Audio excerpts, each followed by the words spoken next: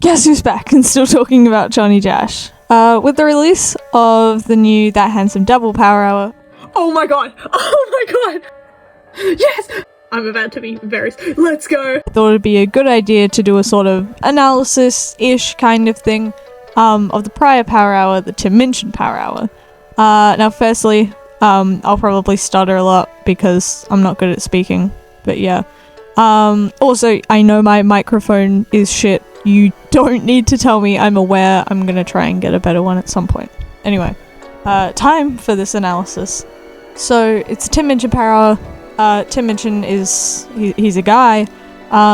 Looking it up, he is a British-born Australian comedian, actor, writer, musician, poet, composer, and songwriter. I've genuinely never heard of him, but apparently he worked on Matilda, as in like the musical. Anyway, so this Power Hour consists of 5 songs. In order, they are Cage, Art, Nerd, Grew on Me, and Perfect. First 3, Cage, Art, and Nerd, are part of what I like to call the Ego trilogy. They are all based off the same song, a huge 12-minute song called Cage Nerd, but also Nerd is also in a song called Rock and Roll Nerd. It's just, I honestly don't know what's going on there. But the version I was listening to of Cage Nerd had all 3 songs. Cage. Ego Act 1, Cage, is the shortest song of the Power Hour. It is almost exactly the same as the original first part of Cage Nerd, apart from one odd change being changing some punk to someone. I don't know why this was changed. I couldn't really think of any reason to change it. Maybe it wasn't changed, or maybe the lyrics are just wrong, I don't know. Or he just thought it would work better. I don't know. I'm assuming that the cage in this song is a metaphor for audience pressure, or something like that. He states that cages are all the rage in this day and age for the proper famous, saying that the more popular you become, the more pressure you feel to keep up audience expectations. The more trapped you feel, or the more caged you feel. I think Chonny didn't change the lyrics in the song because he decided that they were already fitting for the story he wanted to tell. Another short note is that this song is where the line from Mucka Blocka originally comes from. The line, there's probably subtext to you picking up, there's it's a metaphor for who gives a fuck, I'm in a cage, is taken directly from the song. I guess Chonny just thought it was fitting for the HMS narrative as well. Also, don't worry, I'm gonna do a full Chonny's Charming Chaos Compendium analysis in the future. Or maybe he just really likes the line. Who's to say? Art. Ego Act 2 Art is where we get our first major lyric changes happen. The original Tim Minchin version was basically just Tim flexing, saying that he's famous, so he'll do whatever he fucking wants. Whereas Chonny is saying that he's not world famous, and so he can do what he fucking wants. He emphasizes this in the lines, but I'm not signed, and fuck the labels, saying that he doesn't want to be part of a big music brand, and he'd rather have the freedom to do whatever he wants to do. This song continues the trend of Cage, but instead turns it on its head, talking about how he isn't caged, since what he wants is more important than what the audience wants. This is something that comes up with Chonny Jash a lot. By that I mean he frequently talks about how he'll do whatever he wants, he'll do stuff when he wants, and that we, his audience, don't have a say in what he does, and that we're just here for a ride. Nerd. Ego Act 3, Nerd, is based on the song Rock and Roll Nerd, and also maybe the last part of Cage Nerd. I'm still confused about that. There are lots of similarities between these two songs, mostly being about how these two are nerds about indie rock bands, which I can relate to. There are also quite a few lyric changes changed to suit the story Chonny's trying to tell. There is a whole page and a bit in the director's commentary that explains some of these changes and references that I'm not going to go into much because otherwise I'll be here going on forever. This song seems to send the same message as the original but changed to suit Chonny's identity. An example of this is changing names of musicians that Tim mentions to musicians that Chonny actually listens to. Like, Tim mentions the Beatles, I think, at one point. I don't really know Tim Minchin's version very well. And then Chonny's changed that to something like Will Wood, or Tally Hall, or Tim Minchin, stuff like that. In one of the sections, Chonny mentions a total of 5 different artists, and this is where my power hour theory comes into play. I think that the next 2 power hours after the That Handsome Devil power hour will be Will Wood and Brian David Gilbert. This is because the 5 artists he mentions are Tally Hall, Tim Minchin, That Handsome Devil, Will Wood, and BDG. Seeing as Chonny's already covered Tally Hall a lot in the past, analysis on those for another day, and he was covering Tim Minchin in this song, that leaves That Handsome Devil, Will Wood, and BDG. And since we got the That Handsome Devil power hour, it further affirms the theory. But I feel like he's not going to do it just to fuck with us. Anyway, I also theorized the next 2 power hours will not be 5 songs each and instead will be less, because Chonny mentioned in the comment about his power hour plan that each power hour would be 3 to 5 songs. Why would he mention a range if they were all going to be 5 songs long? Anyway, after that little tangent, we're back to the song analysis. During the song, he also has a section of various clips of video game music played. In the director's commentary, he mentions that all of these songs are songs he's covered / kind of memed in the past on his different old channel. I think it's either Can of Soup, DJ Soup, something like that.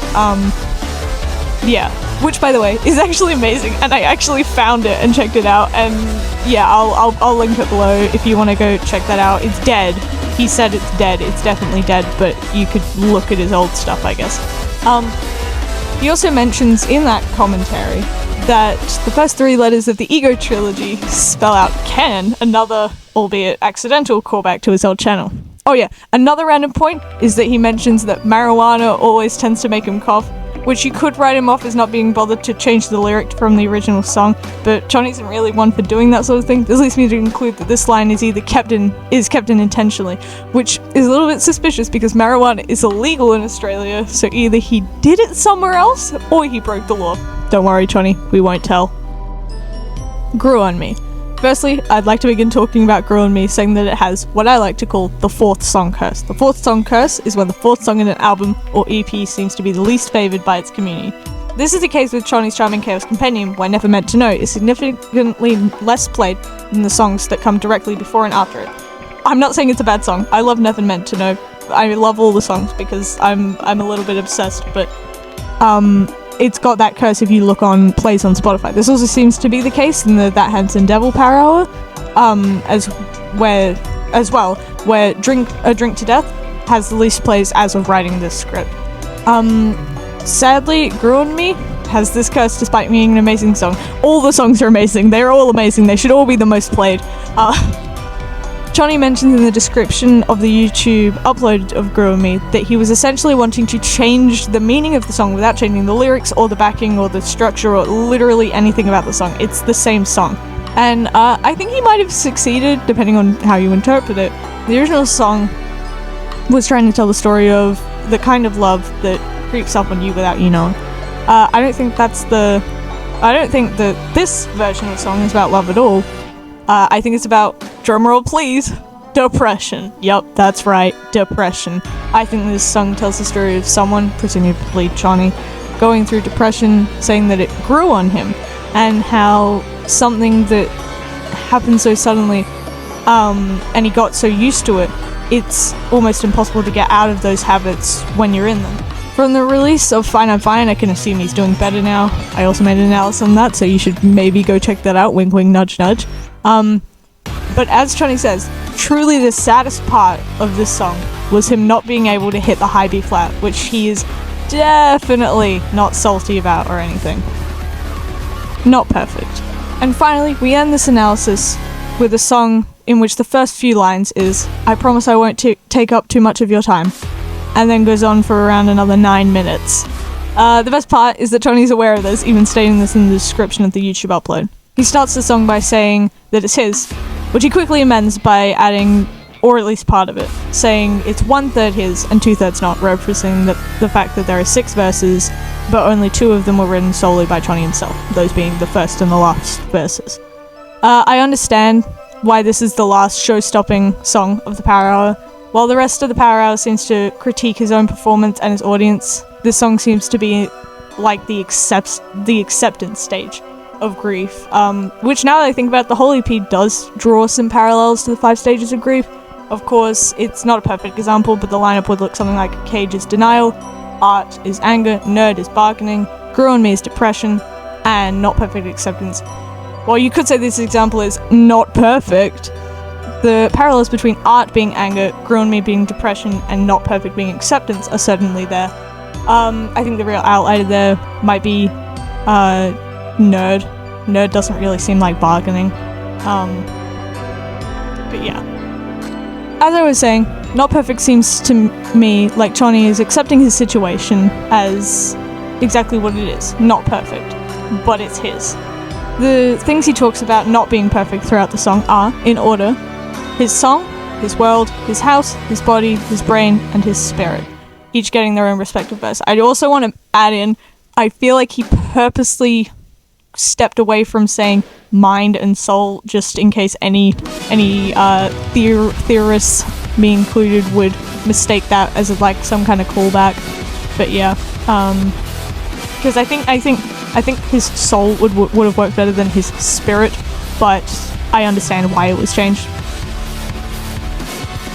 There isn't really much to analyze in the song, so instead I'm just gonna fanboy for a second. I love this song so fucking much, the way it builds up so much and then the end is so soft. It's just heaven to listen to. And the fact that this is the first song with no autotune, pitch correction, or anything like that is honestly amazing, because it's something that I couldn't even recognize on the first couple of listens. I guess it just goes to show how good Chonny is at singing in general. Also, Chonny mentions that while the characters or the different things he wears in each of the verses aren't directly linked to any of the thumbnails, in which they each have one of the characters in one of the thumbnails, he did say that he put some thought into which ones he put on. This makes me, I think the one that shows this the most is the thumbnail of Grew on Me, being the image of Chonny where he's talking about his body. It just made sense, because Grew on Me mentions a bunch of like illnesses, if that makes any kind of sense, like the toll that what I assume is depression has been taking on his body, and then him saying it's not perfect, but I don't really know. So yeah, I'm gonna leave it there. There's not much else to say about this EP other than the fact that it's amazing and I love it so much. I've recently been abusing the music bot I have in one of my friend's Discord servers, so that anytime we're on a call I make it play Chonny Jash songs in an attempt to convert my friends. But yeah, stay tuned for more analysis videos. There will definitely be more soon. I'll try to upload twice a month, but it may end up being once a month instead. Maybe animations if I can be bothered or anything like that. I'll leave links to each of the songs mentioned in this video, and to the Chonny Jash YouTube in the description. Go check them out. And, yeah. Also, I'll try and do a That Handsome Devil Power Hour analysis. I think that might be the next video that will come out, so stay tuned for that as well. But yeah, thanks for watching. This is Tobias Toblerone signing off, I guess. I don't know, that was really cringe. Goodbye. Sorry, one more thing I had to add that I realized the day after. I didn't mention the dance. I'm just gonna say the dance is amazing. I love the dance so much. It sure is something. Yeah, it sure is something. I love it so much, though. I forgot to mention it. I'll have it hopefully playing in the overlay right now while I'm talking. It's beautiful. It is the most beautiful thing I've seen. Anyway, this time, bye. For real this time. Goodbye. Bye-bye.